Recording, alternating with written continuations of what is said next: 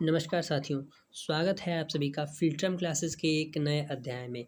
आज हम जीव विज्ञान के प्रथम अध्याय का जो बहुविकल्पीय प्रश्न है उनके बारे में अध्ययन करेंगे। तो जो जीव विज्ञान का प्रथम अध्याय है आपका वह है पुष्पी पादपों में लैंगिक प्रजनन।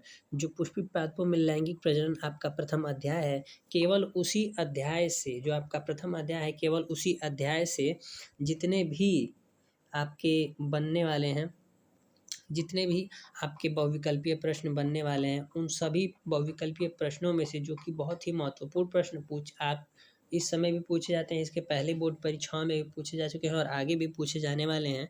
तो सिर्फ उन्हीं हमने जो आपका प्रथम अध्याय पुष्प पादपों में लैंगिक प्रजनन है, इस अध्याय से केवल 21 गिने चुने प्रश्नों को ही हमने लिया है आपके लिए, जो कि पिछली परीक्षाओं में आ चुके हैं और आगे भी आने की संभावनाएं रखते हैं। ठीक है, और इस अध्याय से पूछे जाने वाले प्रश्न सभी महत्वपूर्ण हैं ही, मैं आपको पहले ही बता चुका हूँ। तो चलिए क्या है वो प्रश्न देखते हैं और बने रहिए हमारे साथ वीडियो में। चलिए देखते हैं क्या है वो प्रश्न। देखते हैं आपका पहला प्रश्न क्या है।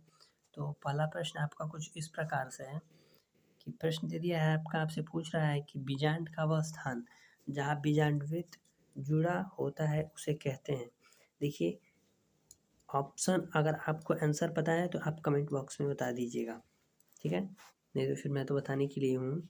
देखिए बीजांड का वह स्थान जहाँ बीजांडवृत्त जुड़ा होता है उसे कहते हैं।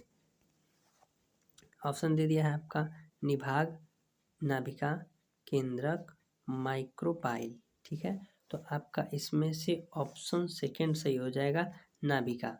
ठीक है, क्योंकि जो बीजांड का वह स्थान जहाँ बीजांडवृत्त जुड़ा होता है उसे नाभिका ही कहते हैं, तो इसलिए आपका सेकंड ऑप्शन नाभिका सही हो जाएगा। चलिए अगले प्रश्न की तरफ बढ़ते हैं।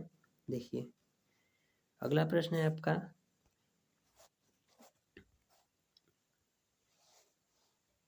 पराग नलिका का अध्यावरण द्वारा बीजांड में प्रवेश कहलाता है। यानी जो पराग नलिका के द्वारा का अध्यावरण द्वारा बीजांड में प्रवेश क्या कहलाता है। ठीक है, आपको बताना है निभागीय युग्मक, अंडद्वारी प्रवेश, इनमें से दोनों और इनमें से कोई नहीं। तो इसका ऑप्शन हो जाएगा घ, इनमें से कोई नहीं, क्योंकि पराग नलिका का अध्यावरण द्वारा बीजांड में प्रवेश इसमें नहीं दिया है, ऑप्शन में ही नहीं है। चलिए आगे बढ़ते हैं आपके अगले प्रश्न की तरफ। तीसरा प्रश्न है आपका, बहुसंगी दशा पाई जाती है। देखिए यहाँ पर आपका प्रश्न है बहुसंगी दशा पाई जाती है। पहला दे दिया है बाह्य दलपुंज में, दूसरा है जायांग में, तीसरा है पुमंग में और चौथा है दलपुंज में। ठीक है, तो इसमें आपका ऑप्शन देखिए बहुसंगी दशा जो है पाई जाती है उसका ऑप्शन पुमंग में सही है, क्योंकि बहुसंगी दशा पुमंग में पाई जाती है। चलिए पढ़ते हैं आपके अगले प्रश्न की तरफ। आपका अगला प्रश्न है कुछ इस प्रकार से, देखिए ध्यान से देखते। प्रतिमुखी कोशिकाएं वह कोशिकाएं हैं जो उपस्थित होती हैं। यानी प्रतिमुखी कोशिकाएं वह कोशिकाएं हैं जो उपस्थित होती हैं। अब देखिए इसका जो ऑप्शन है, पहला ऑप्शन दे दिया है आपका कि निभागीय छोर पर, दूसरा ऑप्शन अंडद्वार छोर पर, तीसरा मध्य में और चौथा में इनमें से कोई नहीं। चलिए एक बार फिर से क्वेश्चन को देख लेते हैं। क्वेश्चन दिया है प्रतिमुखी कोशिकाएं वह कोशिकाएं होती हैं। ठीक है, प्रतिमुखी कोशिकाएं वह कोशिकाएं होती हैं जो उपस्थित होती हैं। तो इसमें से आपका एक मिनट, इसमें से निभागीय छोर पर, प्रतिमुखी कोशिकाएं निभागीय छोर पर उपस्थित होती हैं, इसलिए आपका ऑप्शन क सही हो जाएगा, निभागीय छोर पर। चलिए टिक करते रहिएगा, नोट करते रहिए और उत्तर पता हो तो बताते भी रहिएगा। देखिए आपका अगला प्रश्न है, गौर से देखिए। अगला प्रश्न है आपका, निम्नलिखित में से कौन सी कोशिकाएं सभी प्रकार के भ्रूपोष में पाई जाती हैं। यानी निम्नलिखित कोशिकाएं और उनका नाम दिया है, तो जो सभी प्रकार के भ्रूपोष में पाई जाती होंगी कोशिकाएं उन्हीं को बताना है। जो ऐसी कोशिकाएं हैं जो सभी प्रकार के भ्रूपोष में पाई जाती है उसका नाम बताना है। तो आइए देखते हैं आपके ऑप्शन क्या है। देखिए पहला ऑप्शन तो दे दिया है आपका सहकोशिकाएं, अंडकोश, और दूसरा है अंडकोशिकाएं। तीसरा ऑप्शन दिया है आपका प्रतिमुखी कोशिकाएं और चौथा ऑप्शन दे दिया है ये सभी। तो जाहिर सी बात है कि इसमें तीनों प्रतिमुखी कोशिकाएं भी आती हैं और अंड कोशिकाएं भी, सहकोशिकाएं भी आती हैं, क्योंकि क्वेश्चन ही आपका ऐसा है कि पूछ रहा है आपका क्वेश्चन कि निम्नलिखित में से कौन सी कोशिकाएं सभी प्रकार के भ्रूणपोष में पाई जाती हैं, यानी जो सभी प्रकार के भ्रूणपोष में पाई जाती हैं वो कोशिकाएं कौन सी हैं। तो आपकी सह कोशिकाएं पहला भी हो जाएगा, फिर अंड कोशिका भी आ जाएगा, फिर प्रतिमुखी कोशिकाएं भी आ जाएगा। तो जब तीनों आ ही जाएगा तो इसलिए आपका फोर्थ ऑप्शन घ ऑप्शन ये सभी वाला सही हो जाएगा। देखिए इधर ये आपका ऑप्शन सही हो जाएगा। चलिए नोट करते रहिए। देखिए 6 आपका है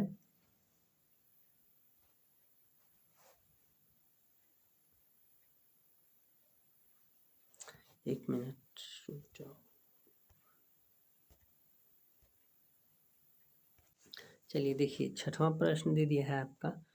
प्रश्न है आपका कि प्रश्न 6 आपसे पूछ रहा है कि परिभ्रूणपोष यानी जो परिभ्रूणपोष है जिसे पेरिस्पर्म कहते हैं उस अवशेष है, यानी जो उसका अवशेष है वही आपसे इसमें पूछा है।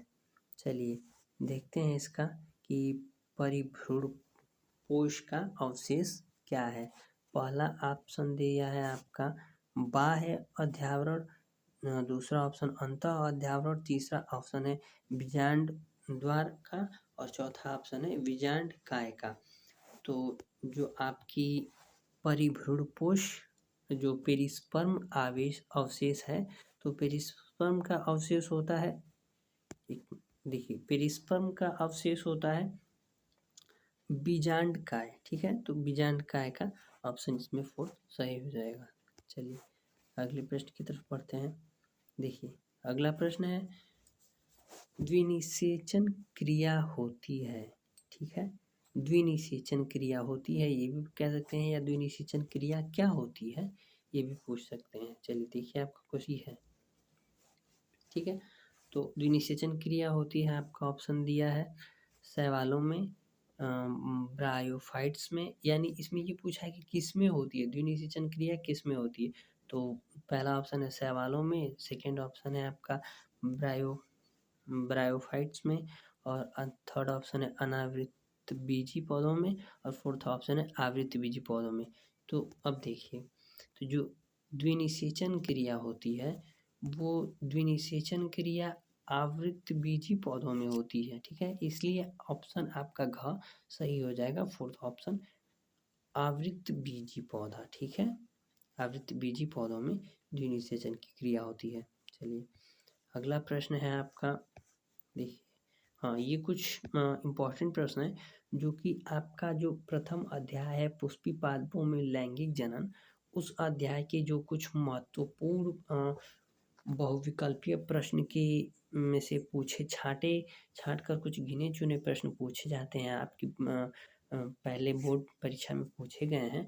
उन्हीं प्रश्नों को मैंने बस यहाँ पर रखा है, और ये उनमें से कुछ महत्वपूर्ण प्रश्न हैं जो बहुविकल्पीय में पूछे जा चुके हैं पहले भी। तो हो सकता है कि आगे भी कुछ हो सकता है, क्या है मतलब 99.9% ही हम लोग श्योर रहते हैं कि आ सकता है, 50% 60% श्योर रहते हैं कि आ सकता है। चलिए देखिए हाँ, लेकिन इससे नॉलेज आपकी बढ़ेगी ज़्यादा। चलिए देखिए 8वां प्रश्न है आपका। 8वां प्रश्न आपका है, वो देखिए प्रश्न क्या पूछा है आपसे कि भारतीय भ्रूण, ठीक है, विज्ञान के जनक हैं। तो इस भारतीय भ्रूण विज्ञान के जनक कौन है और उनका नाम दे दिया है, आपको बताना है। तो आपका पहला नाम दिया है, देखिए पहला नाम है राम उदार, सेकंड है BN प्रसाद, और थर्ड है PN मेहरा, और फोर्थ है P माहेश्वरी। ठीक है, तो अब देखिए भारतीय भ्रूण विज्ञान के जनक हैं। ठीक है, पूछा है आपसे ना कि भारतीय भ्रूण विज्ञान के जनक हैं, तो आपका ऑप्शन P माहेश्वरी सही हो जाएगा, यानी मतलब जो थे वो P माहेश्वरी थी, इसलिए आपका ऑप्शन 4 सही हो जाएगा घ। चलिए पढ़ते हैं आपके अगले प्रश्न 9वें प्रश्न की तरफ। नारियल का रेशे उत्पन्न करने वाला भाग है। ठीक है, नारियल का, देखिए इधर देखिए आप, नारियल का जो रेशे उत्पन्न होता है जहाँ से वह भाग है, उस भाग का नाम बताना है। तो आपको दे दिया है बाह्य फल भित्ति पहला है, और दूसरा दिया है अंतः फल भित्ति, तीसरा मध्य फल भित्ति, और चौथा दे दिया है आपको तना तथा पत्ती। तो देखिए, जो नारियल का रेशे उत्पन्न करने वाला भाग है, तो नारियल का रेशा उत्पन्न करता है कौन, बताइए जल्दी। देखिए, नारियल का रेशा उत्पन्न करता है मध्य फल भित्ति। ठीक है, श्योर है, मध्य फल भित्ति ही नारियल का रेशा उत्पन्न करता है। चलिए थर्ड ऑप्शन आपका मध्य फल भित्ति, ऑप्शन घ देखते रहिए यहाँ से, ऑप्शन का सही हो जाएगा। चलिए टिक कर लीजिए, नोट कर लीजिए। देखिए 10वां प्रश्न है आपका, बहुब्रूढ़ता खोजी गई थी, यानी आप यह कह सकते हैं कि बहुब्रूढ़ता खोजी गई थी, किसके द्वारा खोजी गई थी ये पूछा है, तो उन लोगों का नाम दे दिया है। अब देखिए यहाँ पर चारों लोग बहुब्रूढ़ता खोजी गई थी, तो अब किसके द्वारा खोजी गई थी ये आपको बताना है। तो बहुब्रूढ़ता देखिए ल्यूवेनहाक द्वारा, यानी ल्यूवेनहाक द्वारा बहुब्रूढ़ता खोजी गई थी, या महेश्वरी द्वारा, या विनक्लर द्वारा, या कूपर द्वारा। तो जो बहुब्रूढ़ता खोजी गई थी उसको खोजा था, देखिए आप बताते रहिए कि किस इन्होंने खोजा था, बाकी तो हम बताएंगे ही। देखिए बहुब्रूढ़ता को ल्यूवेनहाक द्वारा खोजा गया था, ठीक है, इसलिए ऑप्शन आपका क ल्यूवेनहाक सही हो जाएगा, ल्यूवेनहाक द्वारा खोजा गया था बहुब्रूढ़ता को। चलिए प्रश्न आपका 11 है, आवृतबीजी पौधे में पुंकेसर है, यानी पुंकेसर क्या है आवृतबीजी पौधे में, ठीक है, आवृतबीजी पौधे में पुंकेसर क्या है, यही आपसे पूछा है। देखिए बीजी पौधे में पुंकेसर क्या है, तो आवृतबीजी पौधे में तो पुंकेसर नर जननांग है। तो अब आपको हर एक ऑप्शन बताना अनिवार्य ही है, मतलब जरूरी ही है, लेकिन फिर भी आप समझ लीजिए कि चलिए एक बार देख भी लेते हैं। तो आवृतबीजी पौधे में पुंकेसर है, पहला ऑप्शन दे दिया है आपका मादा जननांग नर जननांग, और दूसरा तीसरा हो जाएगा क और ख दोनों, और चौथा हो जाएगा इनमें से कोई नहीं। तो जो आपका है आवृतबीजी पौधों में पुंकेसर है जो है वो होता है नर जननांग, ठीक है, इसलिए ऑप्शन सेकंड ख आपका सही हो जाएगा। चलिए प्रश्न आपका 12 है, एक ही पादप के, ठीक है, एक ही पादप के, देखिए एक ही पादप के एक पुष्प के परागकणों का दूसरे पुष्प के वर्तिकाग्रों तक का स्थानांतरण कहलाता है, यानी जो एक ही पुष्प का पादक पुष्प के परागकणों का दूसरे पुष्प के वर्तिकाग्रों तक का स्थानांतरण करता है, तो उसको क्या कहते हैं या वह क्या कहलाता है। तो इसका देखिए, इसका उत्तर पहले उत्तर मैं बता रहा हूँ, आप लोग भी बताते रहिए, लेकिन पहले आप ऑप्शन सुन लीजिए। देखिए पहला ऑप्शन है स्वयुग्मक कहलाता है, सजात पुष्पी परागकण कहलाता है, या परनिषेचन कहलाता है, या अनुन्मील्य परागकण कहलाता है। एक बार फिर से सुन लीजिए इसके ऑप्शन, ठीक है, पहला ऑप्शन है स्वयुग्मन, दूसरा है सजात पुष्पी परागकण गण, और तीसरा ऑप्शन है परनिषेचन, चौथा है अनुन्मील्य परागण है, ठीक है। चलिए तो इसका उत्तर हो जाएगा आपका सेकेंड वाला सजात पुष्पी परागण, ठीक है, सजात पुष्पी परागण। चलिए बढ़ते हैं आपके अगले प्रश्न की तरफ। देखिए 13 नंबर का मतलब 13वें जो 1 2 करके आता है उसमें ये 13 नंबर का नहीं, एक ही नंबर का होता है, ये 13वें नंबर पर आया है जैसे 1 बाय 1 करके। तो 13वां प्रश्न है आपका, एक प्रारूपी आवृतबीजी, ठीक है, एक प्रारूपी आवृतबीजी भ्रूणकोश परिपक्व होने पर होता है, यानी क्या होता है, यानी जो आपका पूछा है वह है कि एक प्रारूपी आवृतबीजी भ्रूणकोश परिपक्व होने पर होता है, आपको बताना है कि क्या होता है। अब पहला दे दिया है आपका 7 केंद्रीय 8 कोशिकाएं, दूसरा है 7 केंद्रीय 7 कोशिकाएं, तीसरा है 8 केंद्रीय 7 कोशिकाएं, और चौथा दे दिया है 8 केंद्रीय 8 कोशिकाएं।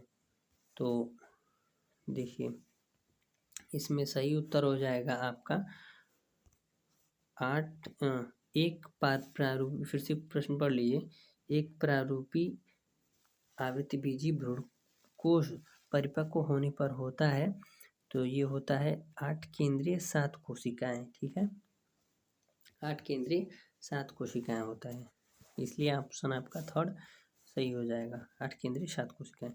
चलिए ये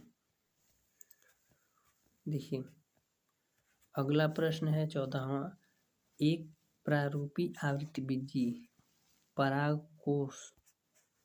तो देखिए, पहला ऑप्शन है अंड, दूसरा ऑप्शन है अंड व सहायक कोशिकाएं, तीसरा है अंड व प्रतिमुखी कोशिकाएं और चौथा है सहायक व प्रतिमुखी कोशिकाएं। ठीक है, सहायक व प्रतिमुखी कोशिकाएं। चलिए, तो इसका ऑप्शन आपका जो है वो कि सही हो जाएगा, अंड व सहायक कोशिकाएं। मैं ऐसा करता हूँ आप लोगों ने सही ही उत्तर दिया होगा, अंड व सहायक कोशिकाएं। यह सभी आपको बहुविकल्पी प्रश्न मैं बता रहा हूँ, ये सब आपकी विज्ञान के पार्ट 1 आपका जो है अध्याय पहला है, पोषी पादपों में लैंगिक प्रजनन, उसी का सभी प्रश्न है, जो कि काफ़ी महत्वपूर्ण है आप लोगों के लिए।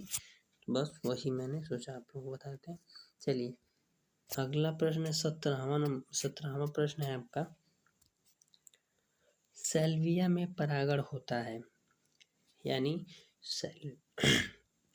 सैल्विया में परागण होता है, तो जल द्वारा, यानी सैल्विया में किसके द्वारा परागण होता है यही बताना है। तो क्वेश्चन आपका सिंपल बना दिया है कि सैल्विया में परागण होता है। अब आपको ऑप्शन देख के बताना है कि सैल्विया में किसके द्वारा परागण होता है। पहला ऑप्शन दे दिया है जल द्वारा, दूसरा ऑप्शन है वायु द्वारा, और तीसरा ऑप्शन दे दिया है कीटों द्वारा, और चौथा ऑप्शन दे दिया है इनमें से कोई नहीं। तो जो देखिए प्रश्न है आपका, सैल्विया में परागण होता है, देखिए इधर ध्यान से, हाँ देखिए नोट करते रहिए, सैल्विया में परागण होता है।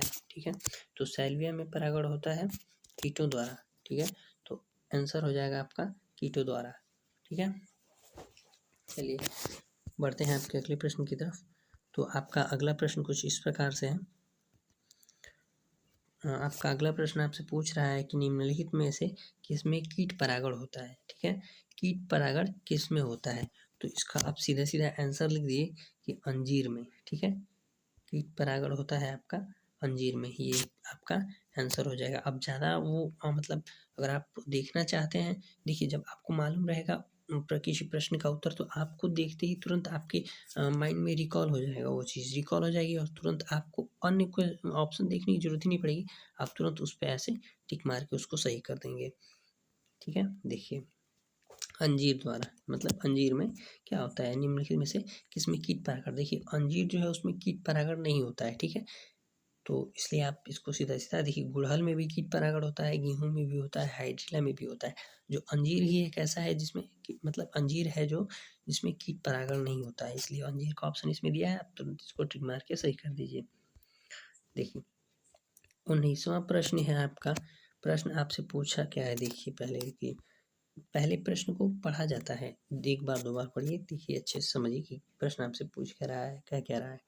प्रश्न आपका पूछा है, यदि किसी पौधे की पत्ती की कोशिकाओं में, यानी जो कोई पौधा है उसकी पत्ती की कोशिकाओं में गुणसूत्रों की संख्या 24 है, तो उसके भ्रूणपोष में गुणसूत्रों की संख्या होती है, यानी कितनी होती है। अब ये नहीं लिखा है कितनी होती है, लेकिन आपसे पूछा है कि कितनी होती है। ठीक है, फिर से एक बार पढ़ लेते हैं, यदि किसी पौधे की पत्ती की कोशिकाओं में गुणसूत्रों, अब देखिए यहाँ पे, यदि किसी पौधों की पत्ती, ठीक है, की कोशिकाओं में गुणसूत्रों की संख्या 24 है, तो उसके भ्रूणपोष में गुणसूत्रों की संख्या होती है।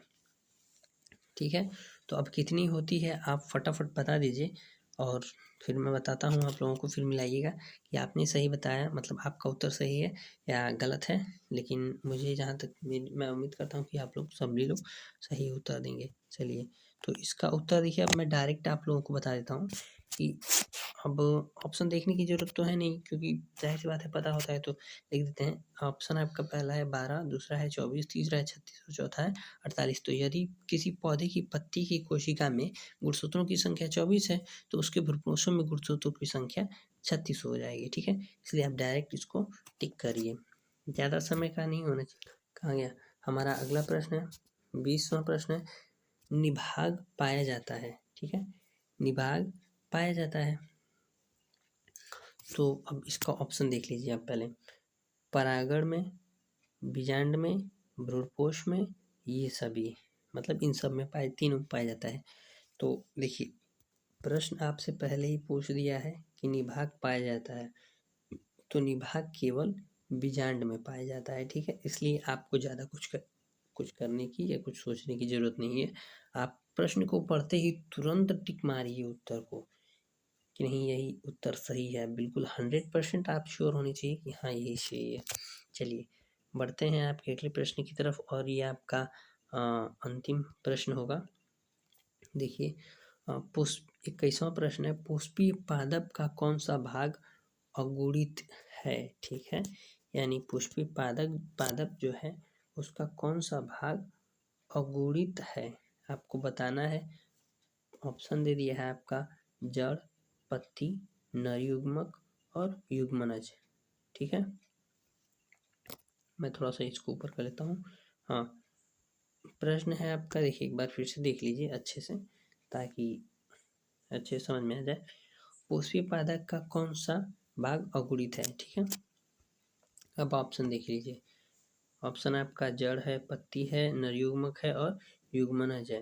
तो इसमें आपका ऑप्शन ग सही हो जाएगा, नरयुग्मक, ठीक है। चलिए आज के लिए इतना ही। आशा करता हूँ आप लोगों को मज़ा आया होगा, पढ़ने में भी। चलिए सीखते रहिए, आगे बढ़ते रहिए। मिलते हैं फिर नेक्स्ट वीडियो में।